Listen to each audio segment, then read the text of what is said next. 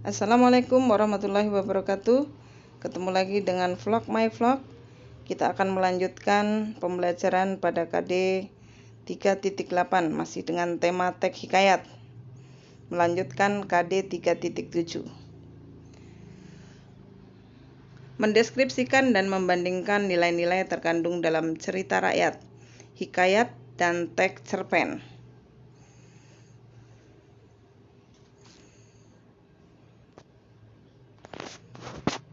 Indikator pencapaian kompetensi. Mendeskripsikan dan membandingkan nilai-nilai yang terkandung dalam teks cerita rakyat, hikayat, dan cerpen. Tujuan pembelajaran ini diharapkan siswa mampu menemukan nilai-nilai yang terkandung dalam teks cerita rakyat, hikayat, dan cerpen, membandingkan nilai-nilai dalam teks cerita rakyat, hikayat, dan cerpen, serta menganalisis teks cerita rakyat, hikayat, dan cerpen untuk menemukan persamaan dan perbedaan teks tersebut dari aspek nilai dan kebahasaan. Sebelum kita membandingkan teks hikayat, cerita rakyat, dan cerpen, terlebih dahulu kita perhatikan karakteristik cerpen berikut ini. Karena pada materi bagian pertama, kita sudah membahas tentang karakteristik hikayat dan cerita rakyat. Secara konsep, cerpen atau cerita pendek memiliki karakteristik, di antaranya: pertama, deskripsi latar yang detail, rinci, atau pemberian realistis seolah nyata, dapat memanfaatkan citraan yang beragam. Citraan di sini seperti panca indera, visual, auditif, perabaan, dan penciuman. Yang kedua, sudut pandangnya. Menggunakan sudut pandang orang ketiga atau orang pertama dengan beberapa variasinya. Yang ketiga, sarana atau teknik penokohannya, yaitu penggambaran watak tokohnya detail, lebih banyak secara dramatis atau secara tidak langsung, di antaranya dengan dialog atau dengan perilaku, atau biasa dengan reaksi tokoh lain. Kemudian yang keempat, alurnya biasanya menggunakan alur maju, bisa juga dengan kilas balik ke masa lalu, atau bahkan kiasan ke depan atau kilasan ke depan, jadi maju-maju saja, atau kalau mundur-mundur saja, jadi terjadi kilas balik. Unsur-unsur cerpen.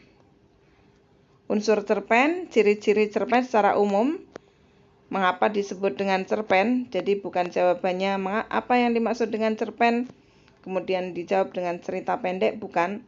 Tetapi dijawab dengan ciri-ciri. Satu, yang dikatakan cerpen adalah dibaca sekali duduk, yaitu waktunya singkat.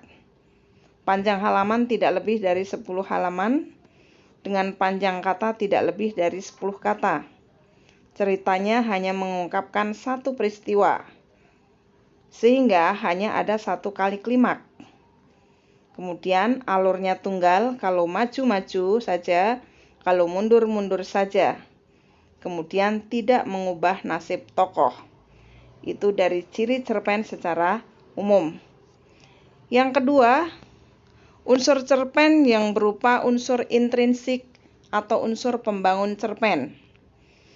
Yang pertama, tema atau gagasan yang menjalin struktur isi cerita, menyangkut segala persoalan, atau sering disebut dengan isi yang menjiwai seluruh cerita. Yang kedua, amanat, pesan yang hendak disampaikan pengarang kepada audien atau pembaca.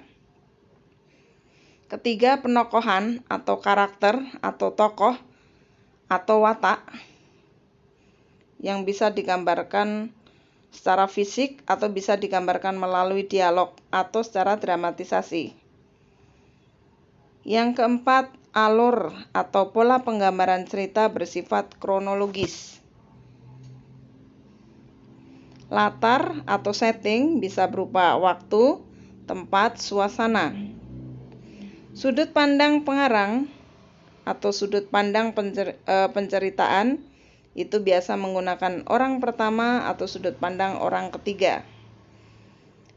yang terakhir, ketujuh, yaitu gaya bahasa atau majas.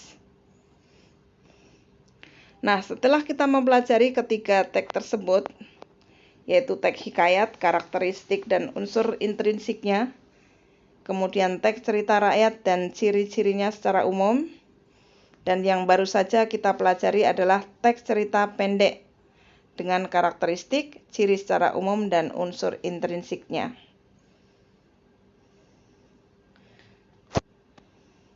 Mari kita membandingkan ketiganya dengan melihat perbedaan dan persamaannya. Untuk bisa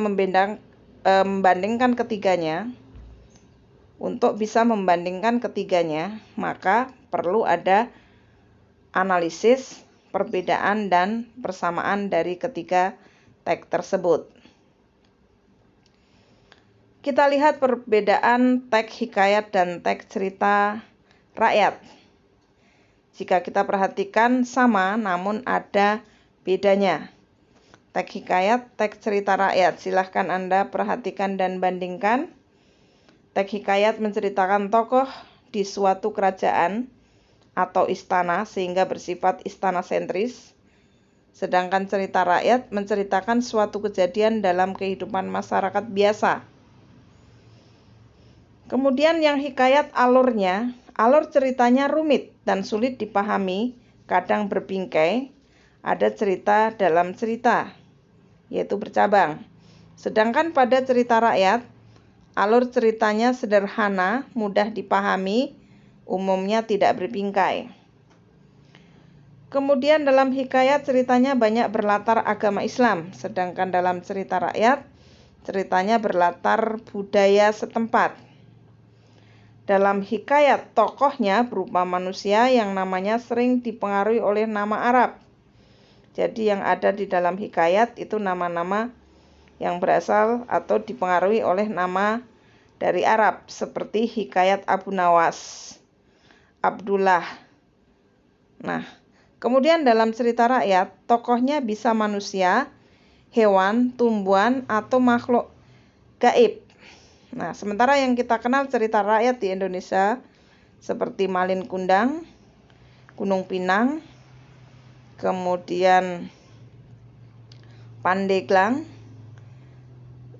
kemudian Tangkuban Perahu, dan masih banyak lagi. Contoh di sini hikayat yang kelima menggunakan struktur kalimat sintaksis dan bentukan kata morfologis, tapi di sini arkais. Arkais artinya bahasa yang sudah ada di zaman dahulu tapi tidak dipakai lagi di zaman sekarang, karena dianggap artinya susah dimengerti.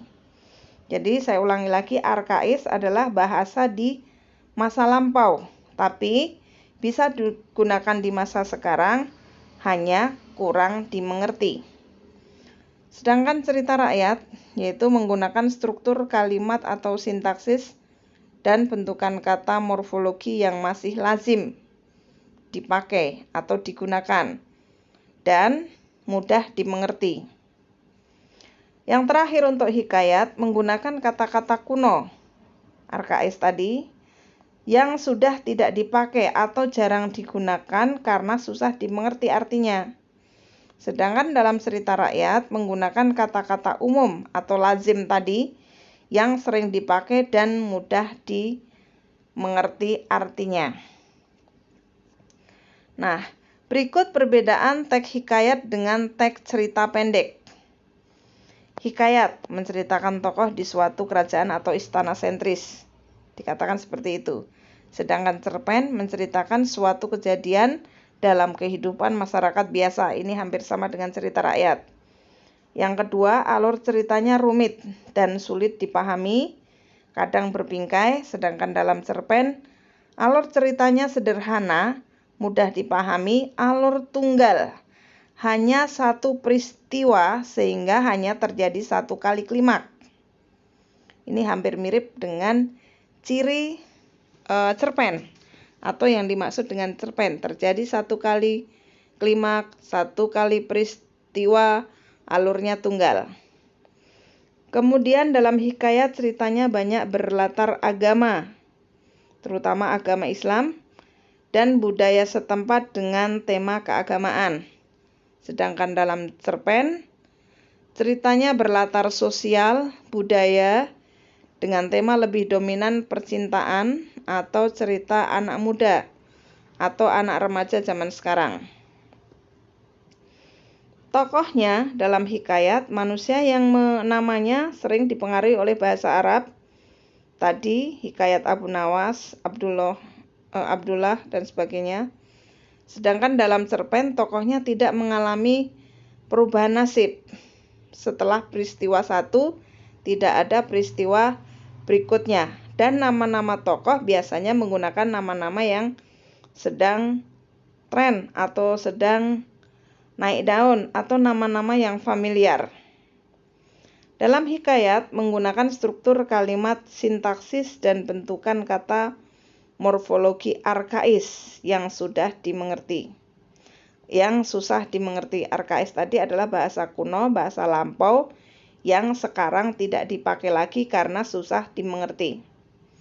Sedangkan cerpen menggunakan struktur kalimat sintaksis dan bentukan kata morfologi yang lazim dipahami, sering digunakan, sering dipakai, dan mudah dimengerti, dan bisa menggunakan ragam bahasa, seperti bahasa gaul, bahasa anak-anak muda sekarang, atau bahasa anak zaman sekarang.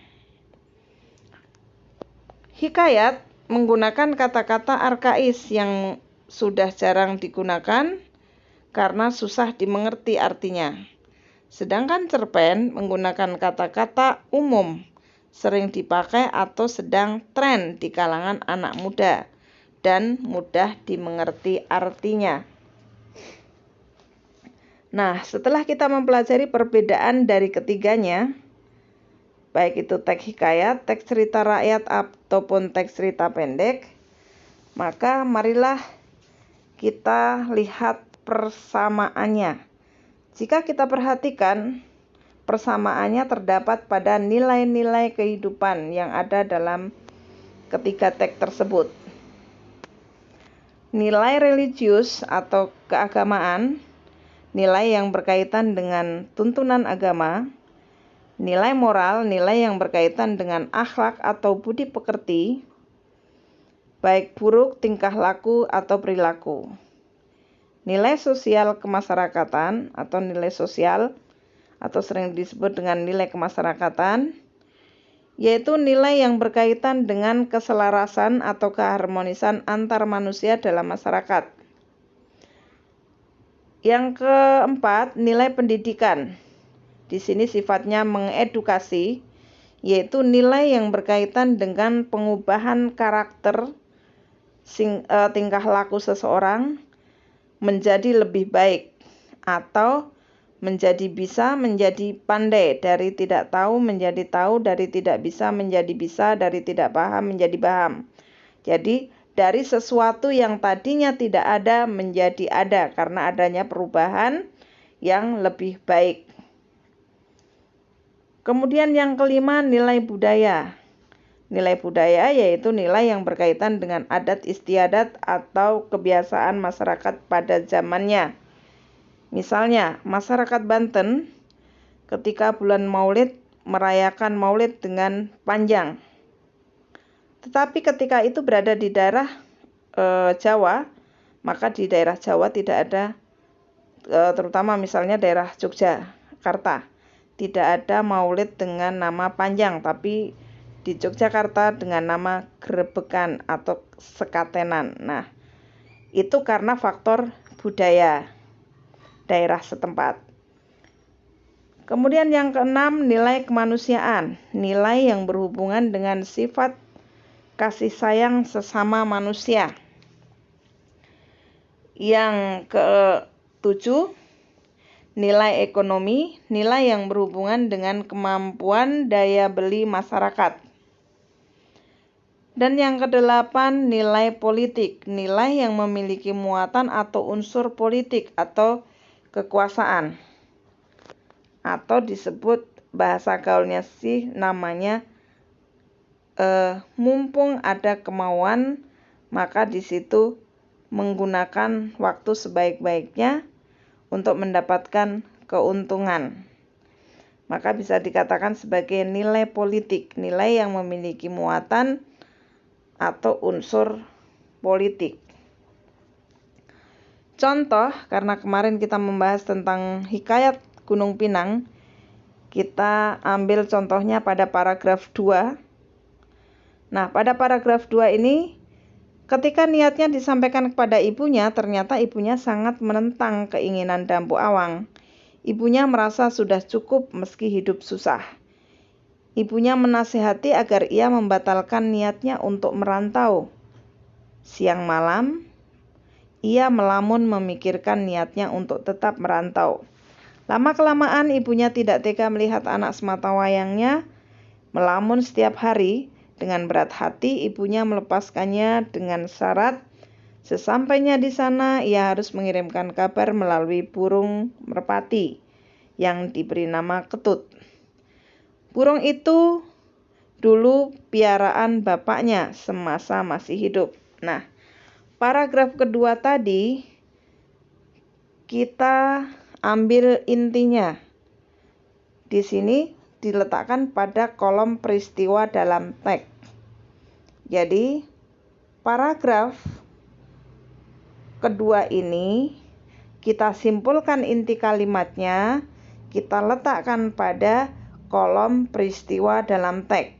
Maka bunyi kalimatnya pada paragraf kedua, yaitu orang tua Dampu Awang melarang anaknya untuk pergi merantau, mengubah nasib, sehingga Dampu Awang melamun siang dan malam, memikirkan keinginannya untuk merantau. Nah, dari inti kalimat tadi, kita buat konsep nilai. Konsep nilainya kita lihat dari segi orang tuanya. Orang tua hendaknya memberi keleluasaan kepada anak untuk menentukan masa depannya. Ini dari segi orang tua. Maka klasifikasinya adalah nilai pendidikan. Mengapa nilai pendidikan? Nilai pendidikan tadi adalah mengubah menjadi lebih baik. Jadi kalau Dampu Awang merantau untuk mengadu nasibnya, suatu saat diharapkan akan lebih baik daripada sekarang yang hidupnya susah. Maka itu terjadi nilai pendidikan. Kemudian kita lihat lagi pada contoh paragraf ketiga. Pada paragraf ketiga, kebetulan saat itu ada saudagar kaya raya dari Samudra Pasai yang bernama Teuku Abdul Matsah. Teuku Abu Matsah sedang berlabuh di Teluk Banten. Saudagar tersebut mengajak puterinya yang cantik jelita yaitu Siti Nur Hasanah. Kesempatan itu tidak disia-siakan oleh Dampu Awang. Saudagar tersebut mengizinkan Dampu Awang ikut berlayar dan bekerja padanya. Selama bekerja ia menunjukkan perilaku yang baik sehingga Teuku Abu Matsah menjodohkannya dengan putrinya. Akhirnya Dampu Awang menikah dengan Siti Nur Hasanah dan sepeninggal Teuku Abu Matsah, Dampu Awang mewarisi seluruh kekayaannya. Nah, kalimat tersebut pada paragraf itu jika diambil rangkumannya atau ikhtisarnya atau ringkasannya, kita cuplik menjadi kalimat inti, kita masukkan dalam kolom peristiwa dalam teks. Kalimatnya yang kita ambil adalah saudagar tersebut mengizinkan Dampu Awang ikut berlayar dan bekerja padanya.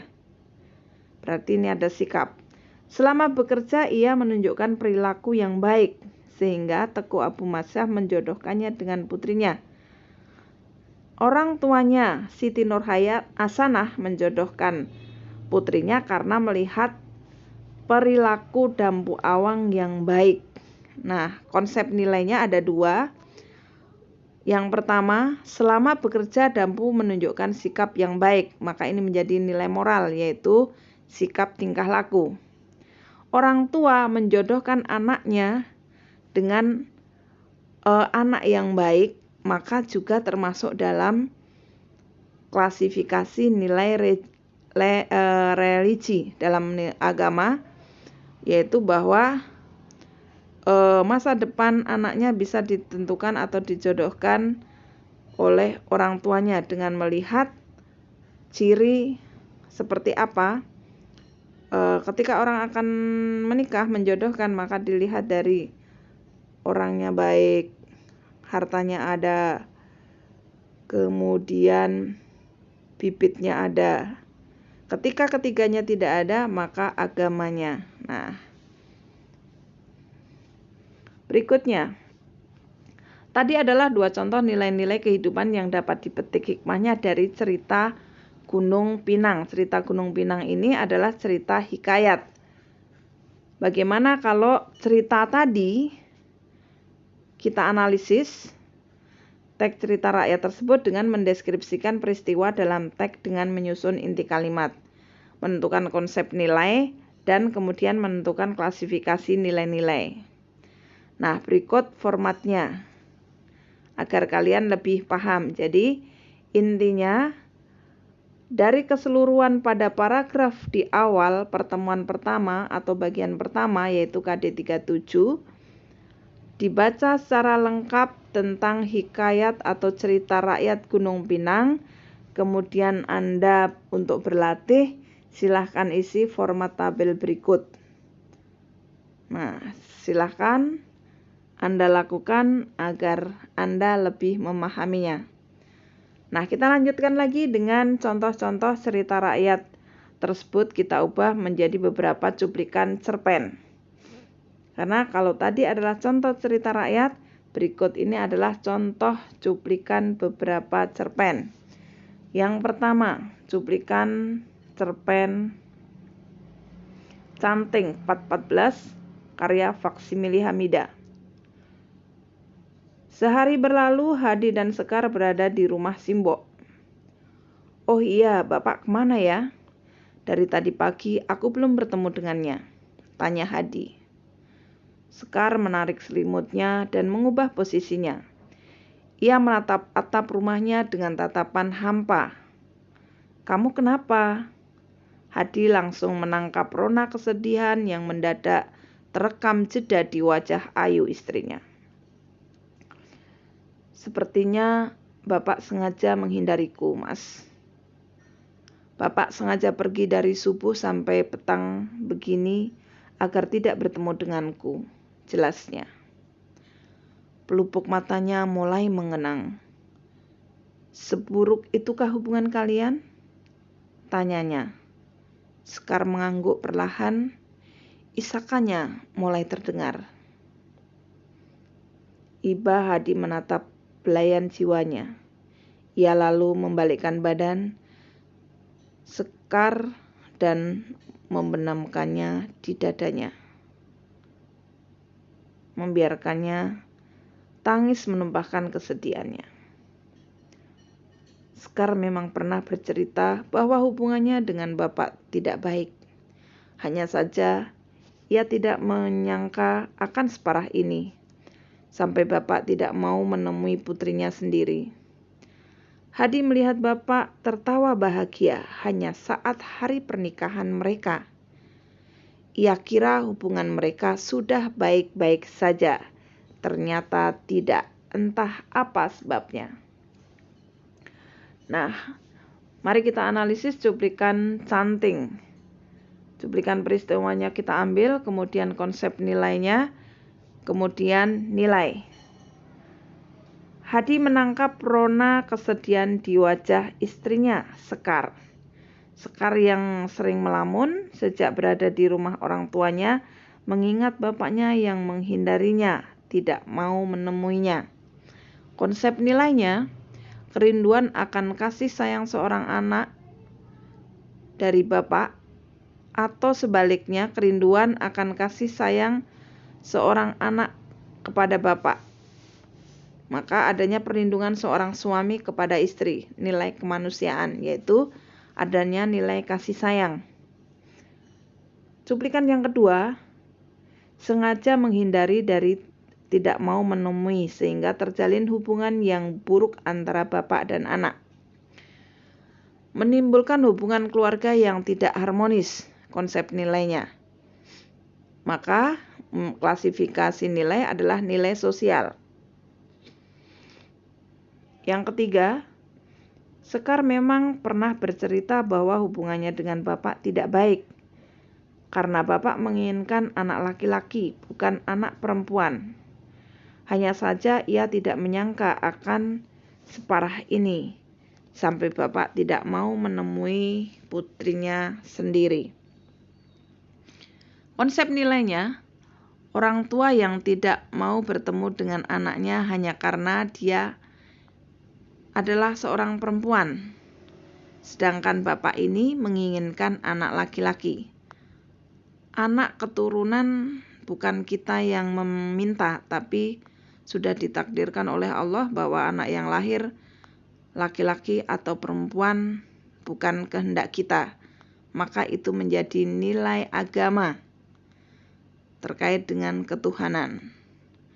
Kemudian nilai moralnya yaitu sikap bapak yang tidak mau menemui anaknya ketika anaknya adalah seorang perempuan. Konsep yang keempat, kita cuplik peristiwanya. Saat hari pernikahan mereka, Hadi melihat bapak tertawa bahagia. Ia kira hubungan mereka sudah baik-baik saja. Ternyata tidak, entah apa sebabnya. Konsep nilainya, orang tua hendaknya tidak pura-pura bahagia ketika anaknya menikah, hanya karena tahu Hadi orang kaya. Hadi yang mau menikahi putrinya adalah orang yang kaya, sehingga bapak ini pura-pura bahagia. Entah ada unsur apa, maka nilainya kita klasifikasikan dalam nilai politik. Contoh cuplikan cerpen Gerhana karya Muhammad Ali. Pak, pohon pepaya di pengaranganku telah dirobohkan dengan tak semena-mena. Tidaklah patutnya hal itu kulaporkan? Itu benar, tetapi jangan berlebih-lebihan. Ingat, yang harus diutamakan adalah kerukunan kampung. Soal kecil yang dibesar-besarkan bisa mengakibatkan kericuhan dalam kampung. Setiap permasalahan mesti diselesaikan dengan sebaik-baiknya. Tidak boleh main seruduk. Masih ingatkah kau pada peristiwa Dullah dan Bidin tempo hari? Hanya karena soal 2 kilo beras, seorang kehilangan nyawa dan yang lain meringkuk di penjara. Nah, kita analisis cuplikan cerpen Gerhana tadi. Cuplikan peristiwanya yang pertama, perlunya menjaga diri untuk tidak melaporkan soal sepele karena hal tersebut bisa berakibat fatal seperti yang dialami Dullah dan Bidin.